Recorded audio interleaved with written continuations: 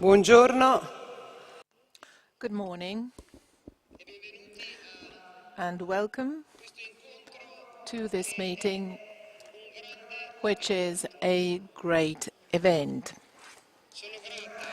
I'm particularly grateful and honored to welcome together with you, and you have already clapped hands to him, the rector of the Tichon University of Moscow, Professor Vladimir Vorob'ev.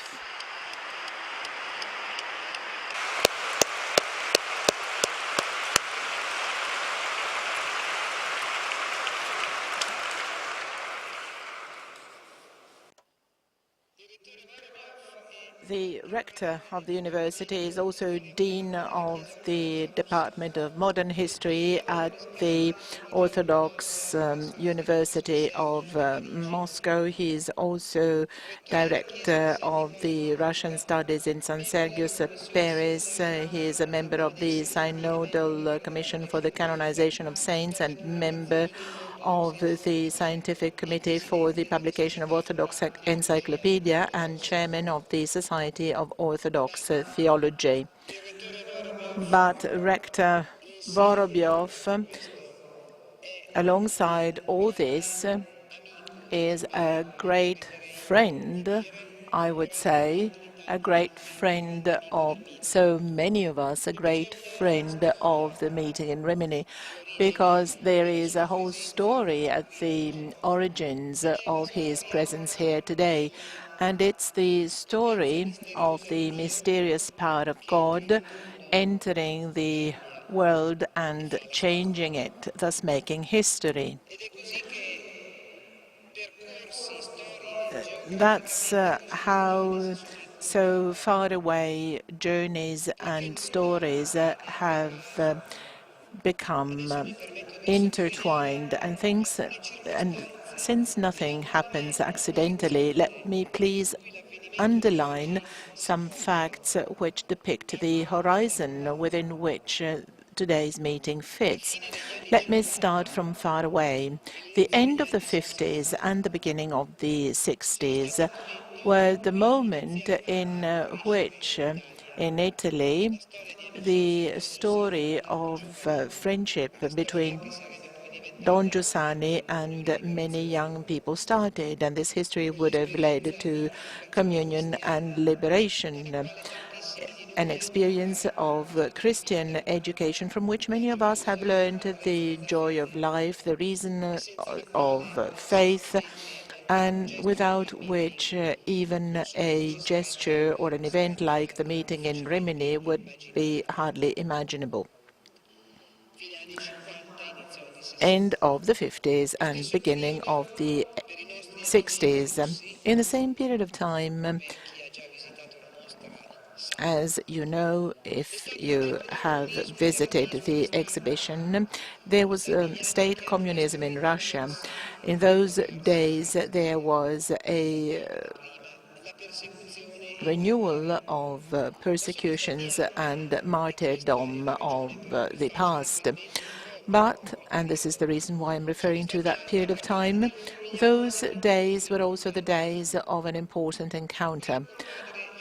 Those with Father Spiller, who from the Church of St. Nicholas starting educating people to faith. I haven't learned this on Father Spiller's books. I heard them speak about this very much. Father Spiller said, aren't we perhaps lost in today's world without finding our room in it, because we belong to Christ, while the world doesn't want to belong to Christ. No nuclear explosion or any other type of explosion may one day deafen the heart of those who have felt the sudden words of the gospel. The Word was made flesh. Certainly your heart vibrates reading those words, knowing that they are from so far away. we belong to Christ. The world doesn't want to belong to Christ, and no one can take away from us the consciousness that the Word was made flesh. Around Father Spiller, a whole number of lay people and priests gathered, and the Tichon University developed out of these efforts. It was dedicated to the great Russian monk who was the Patriarch of Russia and all Russias, who died in 1925. And the Orthodox Church raised him to the altar. Now the St. Tichon University is one where more than 2,000 students study. We meeting the big tradition of the Russian Orthodox Church and meeting you, Professor Vorob'ev, cannot but remember that Father Giussani, as I already told you while we were coming here, we cannot but remember that Father Giussani loved you so much and held you in high esteem. We were educated to the faith and the mystery of the present time by Rubjov's icons. We started looking at the mystery of communion in an astonished way while we were moved by the icon of Trinity. I remember so many lessons by Father Giussani on the theme of communion with the icon of Trinity behind. Father Giussani was explaining to us that the human being is communion right from the beginning. And when Father Giussani started speaking about a people, when he mentioned the idea of the person as belonging to something higher, well, this is something he did by allowing us to listen to the cantos of the great Russian popular tradition. So many of us have shared the journey of faith of hundreds of Russian friends from the years of illegal profession through Father Scalzi, Giovanna, and many others. The situation has evolved following the steps indicated by the mystery. Giovanna and others teach at the St. Tichon University. Last year, Professor Vorob'ev came to the meeting to become aware of our experience. On invitation of the ambassador, we presented the meeting at the embassy. The rector was also there. And with reference to his presence here at the meeting last year, he said, we discussed the essential. It is true, because it is on the essential that we have actually exchanged views. And to the Christians, what is essential is the testimony of Jesus Christ, the resurrected Christ, as the last words of Father Spiller say before he died. The exhibition of our friends from St. Tichon that you have certainly visited already. I'm not saying that you should visit it because the exhibition is really always very full and it's beautiful. Please go there, find a way to go there. Well, the exhibition is a testimony of the victory of the resurrected Christ. It's evidence that the light, as the title says, shines in the darkness. And it is precisely this focus on the essential that allows us to see the contents of this exhibition in the right light. We are moved by a spirituality and by a different way of feeling things from what we experience and what perhaps we might expect.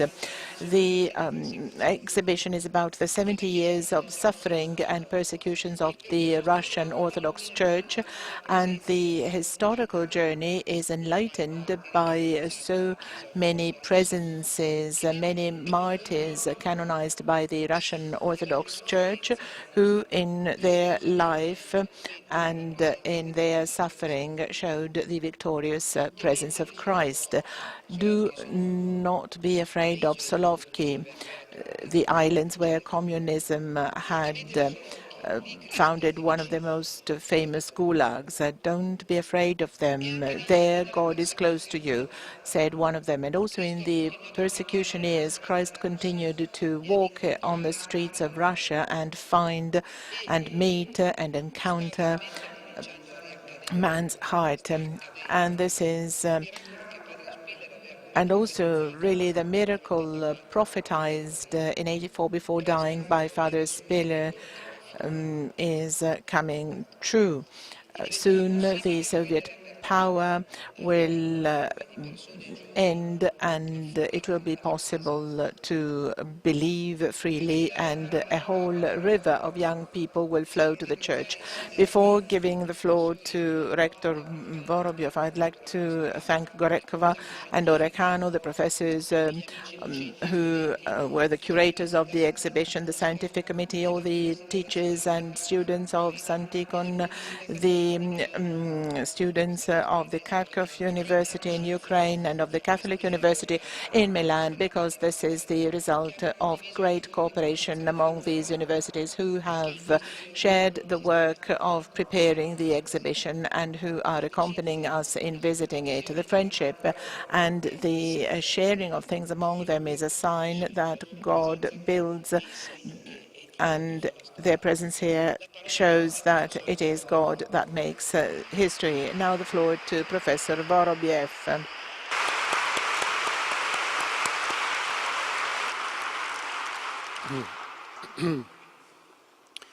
Позвольте начать свое выступление с благодарности. I'd like to start this meeting by expressing my thanks to Mrs. Emilia and all the organizers who are organizing the meeting in such a splendid way. It's a great honor for me to speak here at one of the most important Christian events. I believe that there are difficulties in speaking about Russia here in Italy.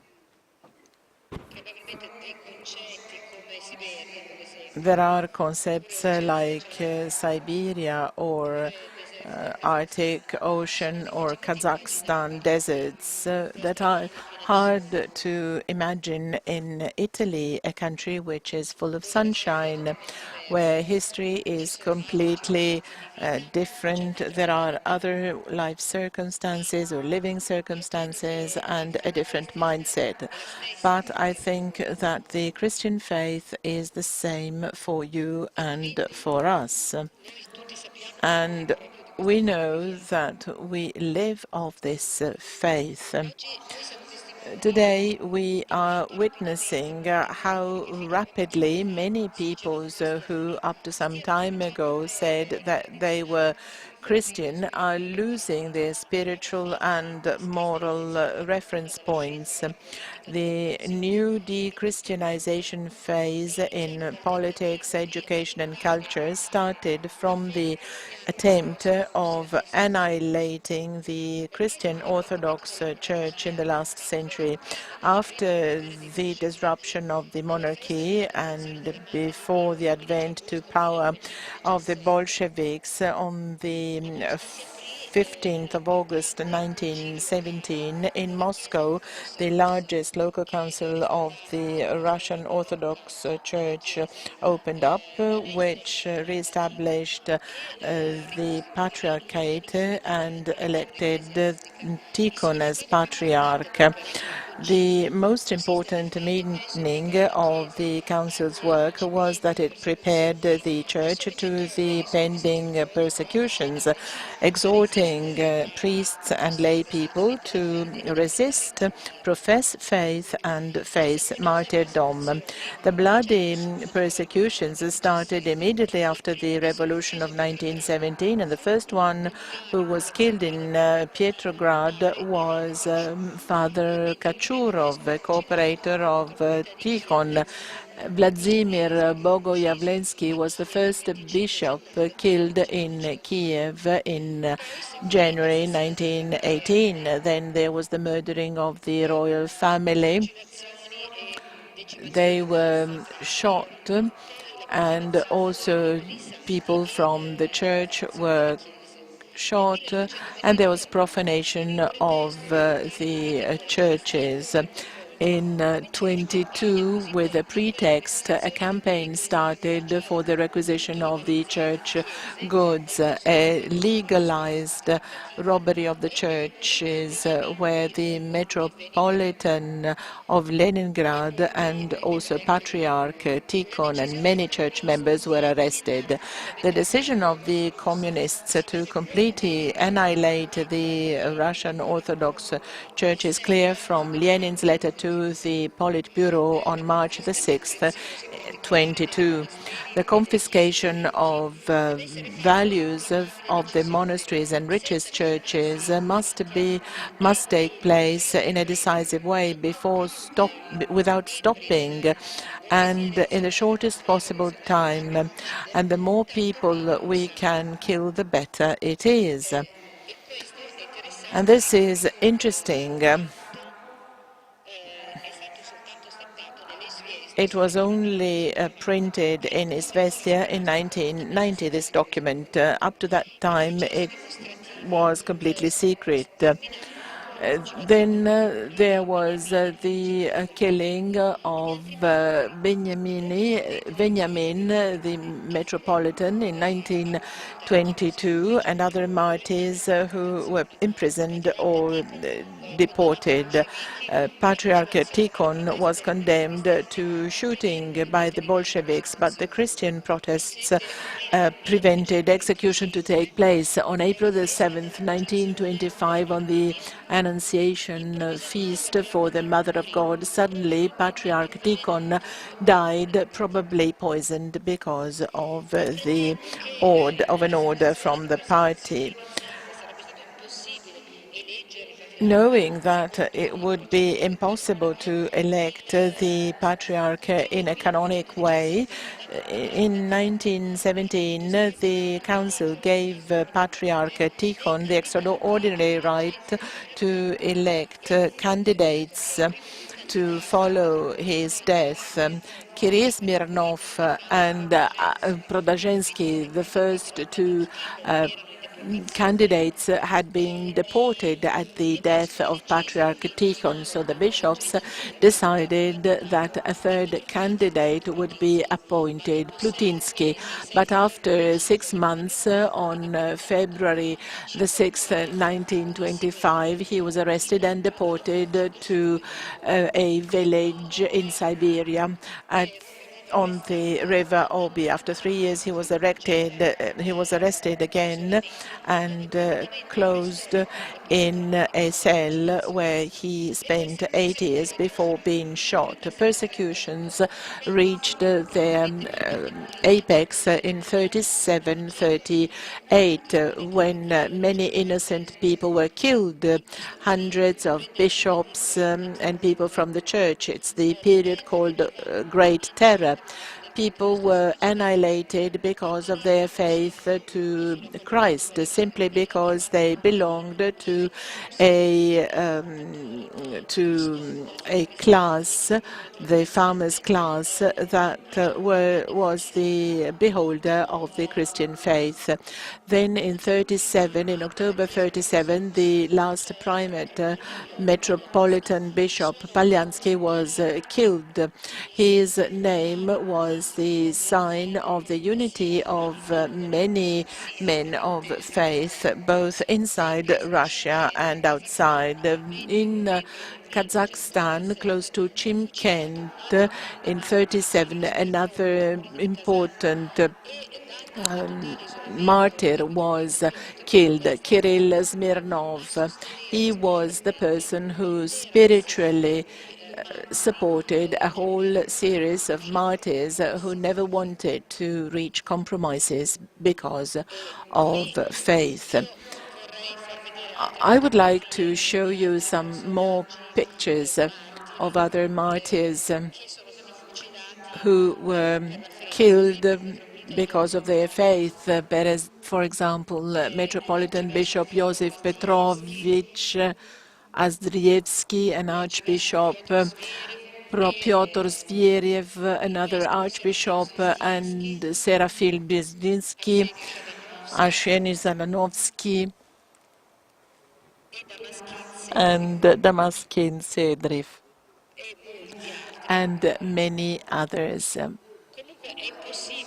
However, it's impossible to talk about all places, all circumstances, all names of people who were killed. It's impossible to describe the tortures to martyrs and confessors of faith.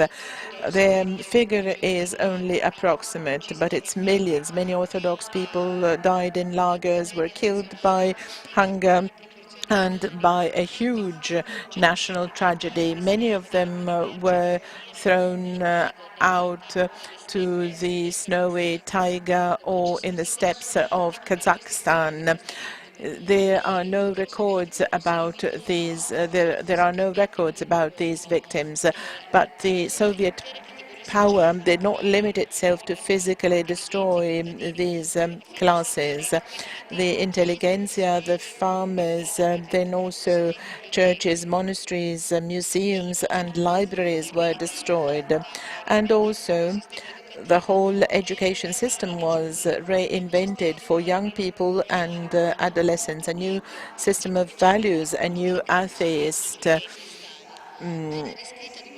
cult, starting from the cult of Lenin and Stalin. The whole philosophy was rewritten for the new generations to have a new system of looking at the world. They could not even suspect that life could be different. The Iron Curtain was created, the frontiers were closed, and one could not even listen to the foreign radio because of this. It's paradoxical, but in spite of the huge proportion of the genocide, young people and many adults had no idea what was happening in the country. The Soviet propaganda could mask the reality. For example, in the Great Terror of 37-38, we saw enormous billboards saying, living is more joyful, it's nicer to live. And the naive Russian population used to believe it, also because there was no information and all these people, on all these people who were disappearing right from childhood. There was an axiom according to which science has shown that God doesn't exist.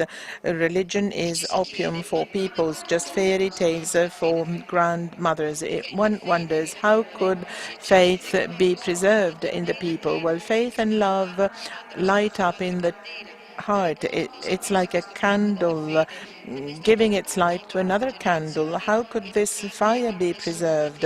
How could it be transmitted to the new generations raised in an atheist country?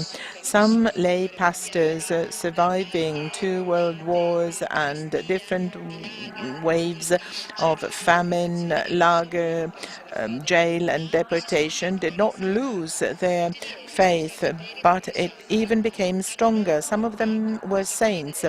They were able to bring faith in Christ and grace and transmitted it from the martyrs to the new generations. 300 members of the Council of 1917 were arrested. Other thousands were arrested. I was lucky enough, though, to meet some of these people. And I would like to tell you about the story of some people who were able to convey faith and whom I was graced to know personally. Starets is a charismatic person in the Russian Orthodoxy, a man with grace, a man who's far-sighted, who prays, makes miracles, heals, and they are people who practice the spiritual profession. They were able to overcome vices and sins. They're full of grace, evangelical grace. They know the truth. They are assets. So they are ascetic. You know, you go to them and ask them, can I get married or can I become a priest? Can I go and live abroad? Let me tell you about one of these. The first confession I had was with Father Sfortsov, who once worked with my grandfather, Father Vladimir Vorob'ev. He was arrested 3 times. He went to a lager and then died in prison. Also, Father Alexander had spent time in a lager and was arrested. And after confession, he told my mother that I would become a priest.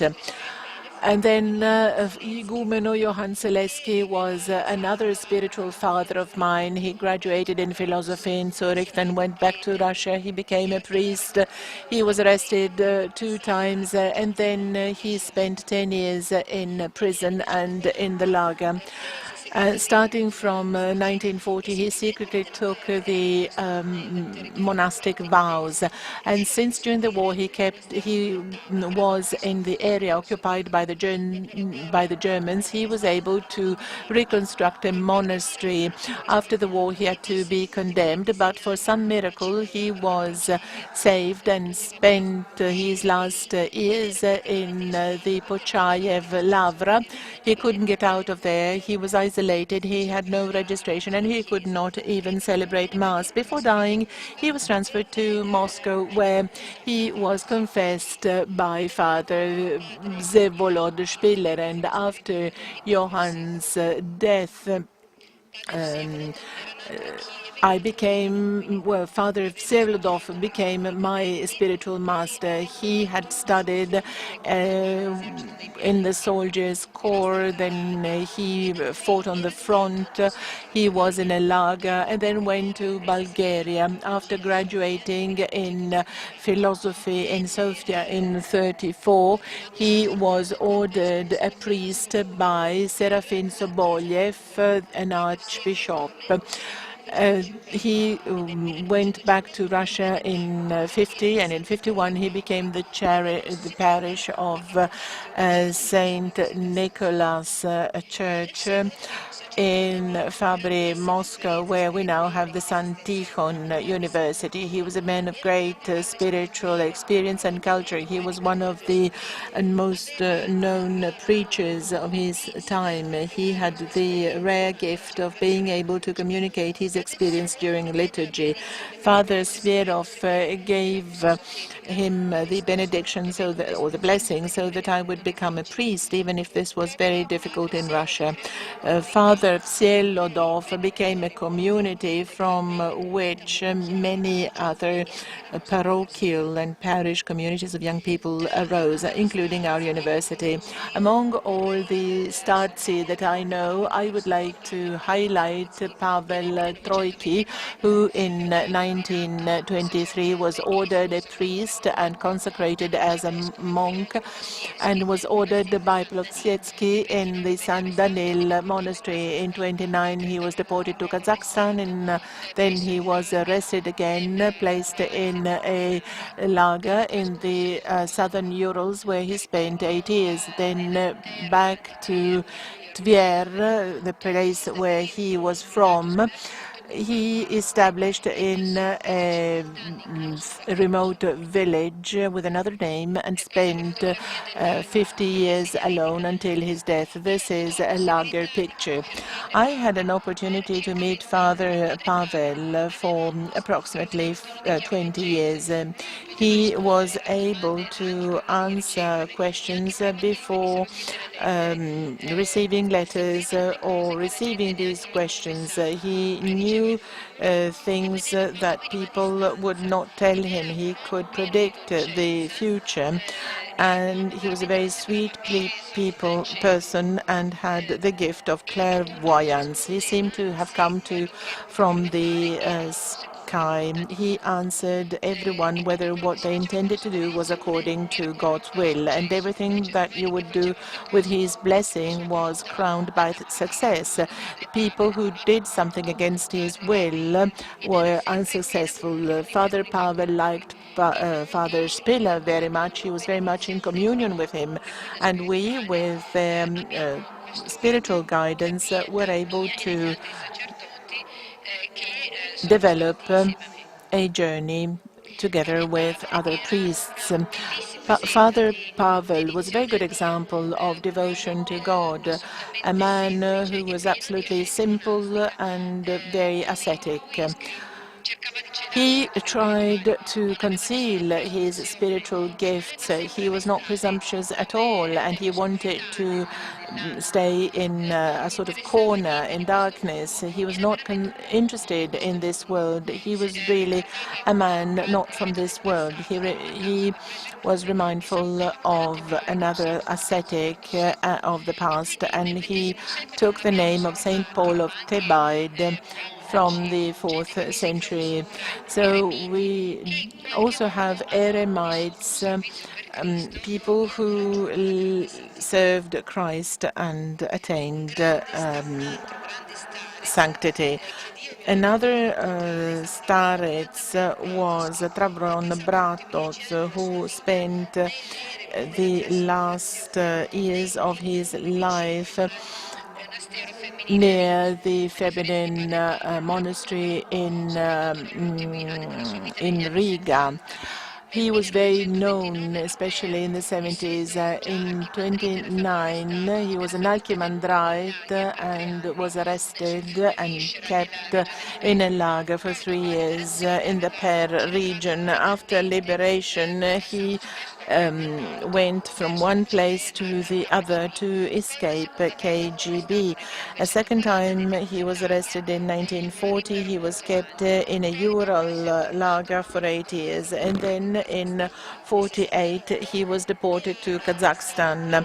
In 69 he was taken by Leonid Polyakov in Riga to celebrate in the monastery of Transfiguration, the Hermitage of Transfiguration. There were only 2 monasteries, and then there were 20 in Ukraine and Baltic countries. The small Hermitage of Transfiguration became a point of attraction for people living in the Soviet Union. They would come from the Far East, from Kazakhstan, from the north and the south. Father Tadzakson would celebrate in the morning and in the evening and receive all those who came there, and the number of pilgrims would increase constantly. In the last few years, even up to 600 pilgrims would come every day.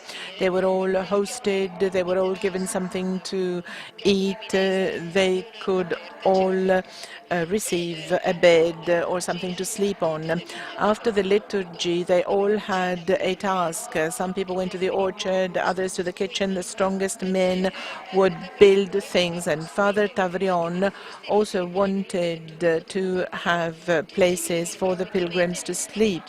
Everyone would receive free of charge, but everyone would contribute to the life of the monastery. Father Tavrion thus continued to build and his hermitage had become the greatest source of income for the Diocese of Riga. Everyone wanted to talk to him. Father Tavrion could not talk to everyone, but he had an extraordinary gift, so everybody listening to his preachings could listen to the words that they needed to hear during the morning and the evening preaches, which left an impression that could not be wiped away. He knew the writings of the fathers. He was an expert, but a man of great simplicity and clarity at the same time.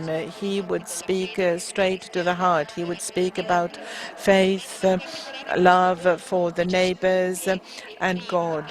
His gift was that even without saying anything, Father Tavian would immediately understand an answer, would immediately get an answer, would immediately give an answer to them, and this was impressive. At 5:30 in the morning, he was in church already every day. He would celebrate liturgy and then give communion to all pilgrims. And if one was not brave enough to have communion every day, he would say, "Why are you here for?" His the words he liked most were, "You have to ask yourselves questions."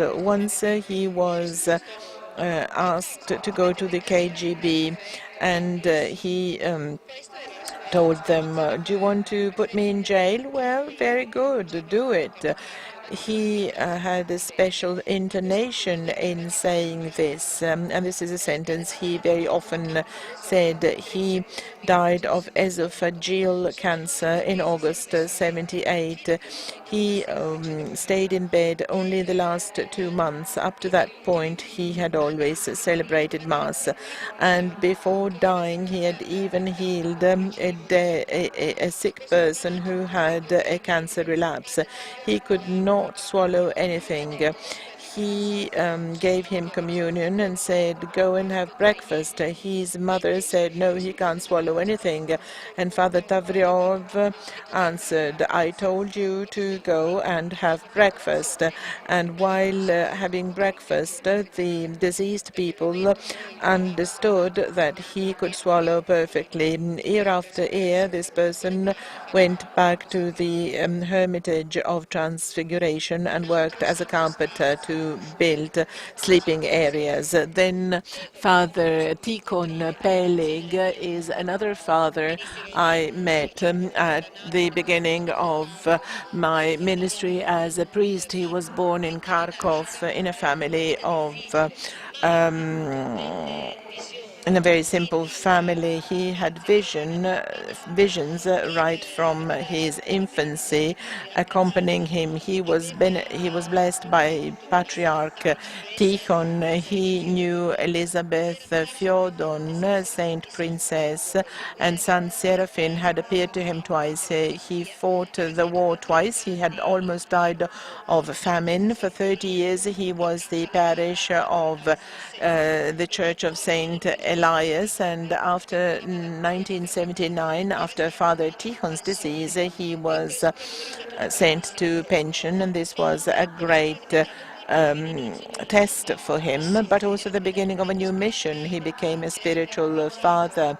He started confessing an uninterrupted flow of pilgrims in the Church of the Protection of God's Mothers in Akulovov. Then he died in 83, and in July 83, and was buried under the altar of the same church. I was able to meet him personally in 79 when I went to confess with Father Tichon. And during this confession, I was struck by his joyfulness, his love. He never condemned someone. It was easy to go to him. He treated everyone as peers. Everyone would feel the grace and lightness of faith. And when you left him, you were a completely renewed person. Then several miracles took place. There was always a big crowd of people confessing with Father Tichon from different places with very complex questions. They were living in very difficult circumstances. Father Tichon would listen to all, and in face of a difficult case, Father Tichon would sit from his stool near the confession box or near the confessional, and would go to the altar and pray. Very often the confession person would see that his situation would improve. The gift of being a spiritual guide is not endowed on monks only throughout his life. He had a touching life for his mother and wife. And when he felt very bad at the age of 88, he told his wife, "I'm dying now." And his wife said, "Why? You can't die. Who's going to take care of me?" And he said, "No, no, I'm not going to die." Tatiana, his wife, died very soon, and 2 weeks later also Father Tichon died. All startses have very clear common traits. They have an indestructible faith. They have an enormous love and the humility of Christ, though every one of them has a special task. For example, the humbleness of Archimandrite Shkeponchki was an extraordinary figure. In 34, his church was closed and then destructed. Father Dimitri continued celebrating in clandestinity, but he continued praying according to his parish's requests. He was arrested and condemned to 10 years in Kazakhstan. After liberation in 51, he was deported to a place in Siberia near a river. He suffered very much when deported. He almost died of hunger. In 60, he received the monastic vows, and he was named after Saint Seraphine of Sarf. He became the parish of Saint Nicholas Church in a place not far from Belgorod. He was impressive because of his loyalty to the monastic vows. He never shortened the liturgy. He had all his prayer rules without neglecting any. His celebrations were very long, but even if he was a weak person, he would spend time in church from 6 in the morning to 3 p.m. and would do everything that the liturgy rules would require, even if he had to be supported to go to the church. Then in the church's yard, a lot of people would come to approach him. He would bless all of them, listen to them, and and his words would fill people's hearts with grace. He prophesied once again that I would become a priest. He was so clairvoyant that when he blessed someone, he, for example, made sure that everything was going fine. It seemed, for example, that a bus or a train would be waiting for you after his blessing. The faith was really animating him. Archimandrite Christianki from another monastery was also very important for me. He had known many martyrs in his childhood. He was made a priest in 65 by Alexei I, and he started to celebrate in the Ismailovo church in Moscow. Since then, he was accompanied by the grace of God seen in many spiritual gifts. This could not but attract the attention of the government. In 1950, in spring, he was arrested and accused of anti-Soviet activity. His life, his person had the same effect as the saint's life. He was joyful, he seemed to be in peace with himself, but the situation was actually not like this, because the other priests with him in the church continued to charge him. Also, the deacon did so. So he underwent inquiries because of these slandering, and he was condemned to 7 years of lager. He was together with robbers, thieves, but still he continued his work as a pastor with his childish purity and joy, never abandoning him. He was a man full of peace-giving joy. In his letters, he said, "Don't worry about me, because God's grace assists me. It warms me up and consoles me. God never leaves me. I belong to a humble people, and I will continue hoping in the name of Christ, even if he was living in a true hell, as is witnessed by those who were in the same lager with Father Johann, where there was a lot of blood, tears, and violence of all kind. After the liberation in 1955, Father Johann, for some time, was in Pskov, and then in the Diocese of Ryazan, where he worked in 5 parish churches. And then during Khrushchev's persecutions, the local authorities persuaded young people to tie him up with an electric wire and beat him. But he could survive and continued his ministry. In '66, finally, his dream came true in Sukhumi. His spiritual father, Archimandrite Romantsov, who has been canonized already, ordered him secretly a monk, leaving him the name of Johann in honor of the apostle John. Then he went to the monastery of the Pskov caves.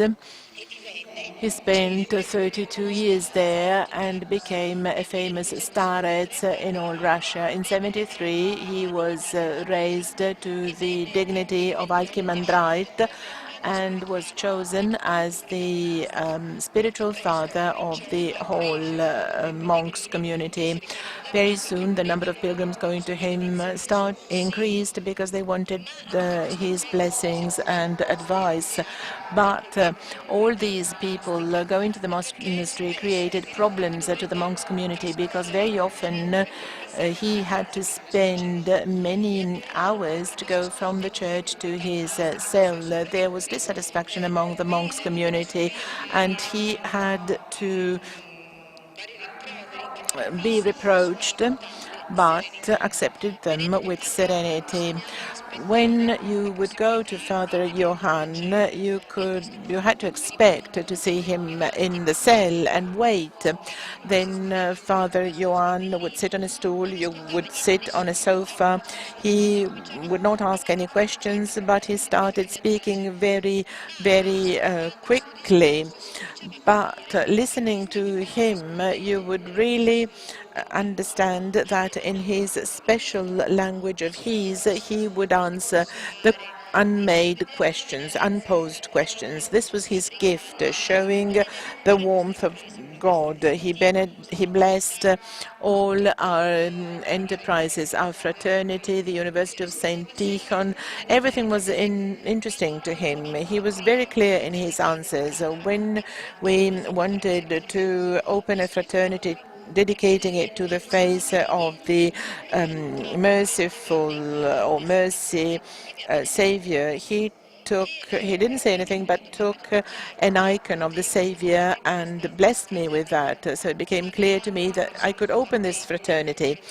He was a very active person, very intense. All his words were full with ardor and sentiment. Sometimes he would come to the monastery early in the morning and he would start celebrating liturgy. Seeing Father Johann always going very quickly, once I remember him saying to the other monks, it's very hot, it's very dry, and he said, have you prepared your prayers? And they said, what prayers? Well, the prayers for the rain. No, we haven't prepared them. So he reproached them and said, who, if not you, will pray for rainfall? And after the liturgy, he celebrated a function for rainfall. And then he preached, saying that the monks have a duty to pray for all and everything. Otherwise, who's going to do that? Father Johann was a man of great depth. His letters were a reflection of our times. I never met someone writing letters as Father Johann. All problems of the existence were reflected there, and also spiritual errors were shown. He would not speak in a canonical way, but really speaking of the substance of the people, of the core of the people and their souls. He would prophetize and preserve people from many dangers. Father Johann was a man of great horizons and knew patristics very well. He, in 1990, prayed a lot in the night before the election of the Patriarch. And then he said that Tichon had appeared to him at night saying that Alexei would become the Patriarch. When he saw something unjust, he would not be afraid of saying how things were and insist for the just thing to be done. When in Russia protests started against the personal identification code and people were full of prejudices, Father Johann was not afraid of going against the common mindset and actually saved our church from a schism. Father Johann was saying, or used to say, that his life was very weak, but showed the strength of God. He said that in the morning he could still do something, at lunchtime he was weak already, and in the evening he was not good at anything at all. But when speaking of prayers, he would say, I'm not even able to pray that much. At night, when I go to bed, I only kneel down to go to bed. Father Johann was the spiritual father of many people, bishops, priests, monks, and lay people as well, of course. He would often say, today it's time for small works. In the 80s, he would tell me, we are in an age in which the very structure of mankind is changing. What does this mean? If you think of the book of the Genesis, we know that God sends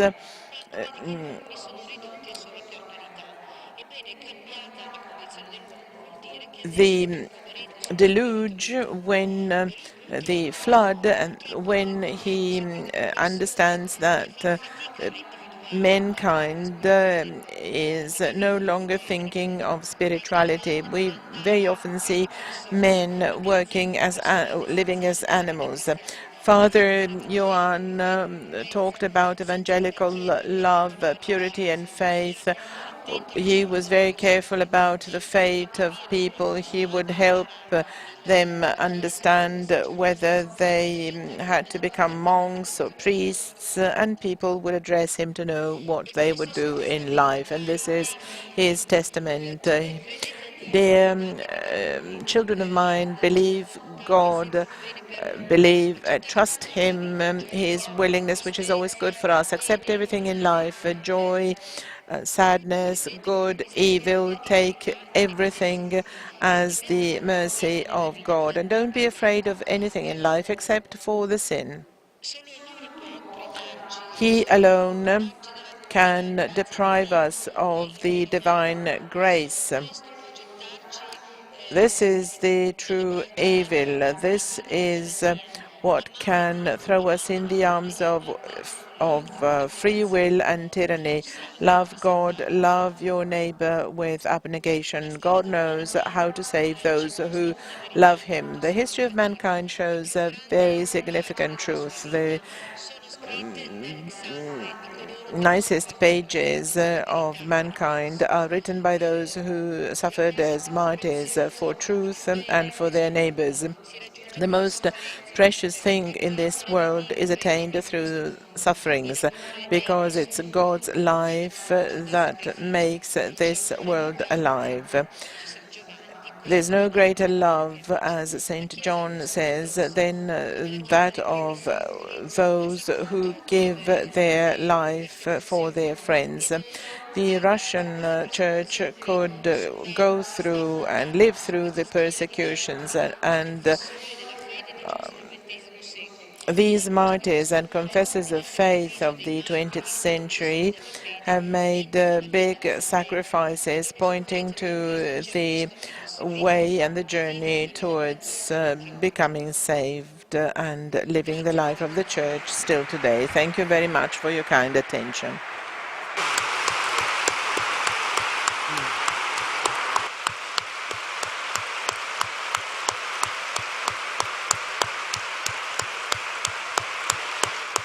Grazie. Спасибо.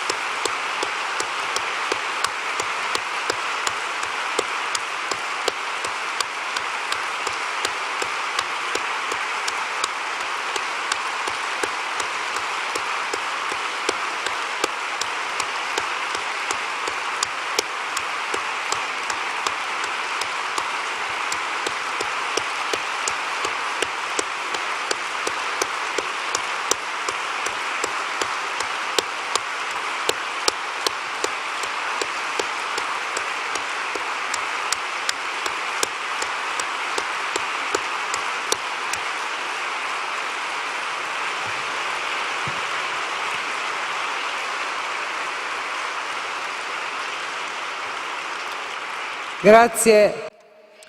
Thank you very much, Father Vladimir, for sharing with us the story of your faith, the story of your people, of your church, which was also the story of your faith. Father Vorob'ev, while we were coming here to this room, was telling me that he has always learned that the experience of faith is one of communion. Thank you very much, because today you have shared with us the bread and flesh of this communion. And please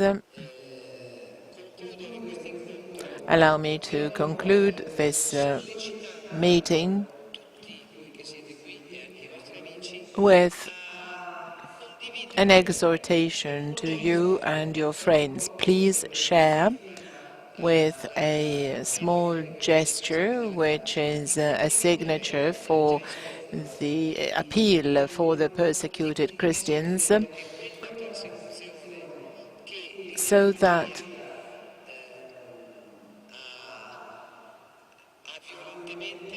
the persecution violently applied on the Russian people is the same that is now applied to many other Christians. You don't have the appeal on your churches, but you will find it this afternoon. Thanks, Father Vladimir, and thanks to all the friends with you.